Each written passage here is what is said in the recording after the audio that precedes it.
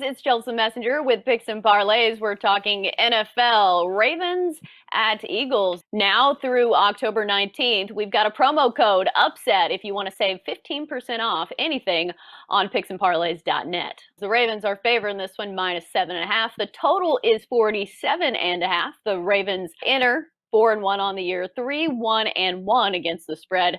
The Eagles 1-3-1 straight up and 1-4 against the number. We've got Scott Rickenbach joining us to talk this one. Scott, what's the first thing that jumps out at you when you see these two teams meeting up? That it really sets up to be a mismatch with how strong the Ravens are again this season. Their offensive line has a bunch of injuries. Overall, their offense has a bunch of injuries. But I want to talk about the defense for a moment because Philly did allow 38 points to the Steelers last week, but that's quite deceiving because they only gave up 367 yards. That does not equate to 38 points by any stretch of the imagination. So I feel we've got a little value looking at the total here because the Ravens, yeah, they put up 27 points last week, but only on 332 yards of offense. And they held the Bengals to 3 points. And that's not a huge surprise because this Ravens defense is tough. They've allowed 17 points or less in 3 of their 4 games so far on the season. And now they're taking on an Eagles team that, like I said, has injuries on offense, struggle to move the ball.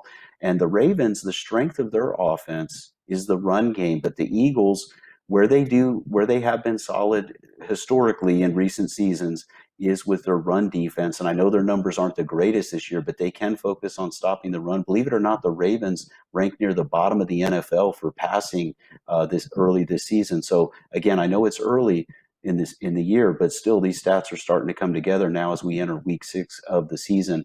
And with the Ravens defense definitely strong. So and the key here to this matchup, I like to look at situational things. And with this one, the Ravens have a bye on deck.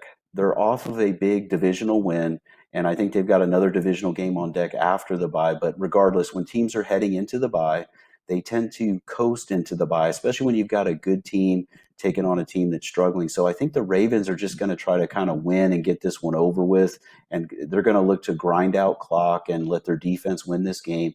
Same time, the Eagles have a very winnable game, even by their standards, on deck, and it's a divisional game, and it's coming up on Thursday night. They face the Giants. Are they going to roll out any new tricks on offense here to try and spring an upset win? I don't think they're going to be in position to do that. Are they going to risk more guys getting hurt? I don't think that's going to be the case either. If they're down 10, 15 points or 10 or 14 points late, are you going to see Wentz diving for a first down in a game that they're likely not going to win and risking injury? I mean, I think a little bit of that stuff is in the back of your mind when you're in a situation like this. So again, from a situational standpoint, I could see this game also playing out with a pretty slow pace and just Ravens grinding out a win. Eagles will try to hang around in this game, but if it's getting away late, like I said, they're not going to push it. And I like the under as a result. We got a total of 47.5 on this one. I think it's going to struggle to get there with the current situation with the Eagles offense, but the fact that I do respect their defense, and especially at home, again, don't let the big number they allowed to the Steelers completely fool you about their defense. Right, and the same you could say about the Steelers because one of those touchdowns, I think, was Miles Sanders ran for 74 yards. I remember looking that up. So, yeah, that score was a little bit deceiving. It looked like both offenses were having a heyday, but they have some big plays sprinkled in there that made it look a little worse than it was. But for me in this one, I'm taking the Ravens because the Ravens are always good when they're playing bad teams. It always looks like they're world beaters when they're playing these terrible teams. I should have known that when they played the Bengals, but I thought backdoor Burrow was going to cover. But I like Yes. the Ravens here at -7.5 because we talk about bad matchups. The Eagles have the most turnovers in the NFL with 11 on the season. And then the Ravens have generated a turnover in 18 straight games. What a stat for this Ravens defense. That's via OddsShark.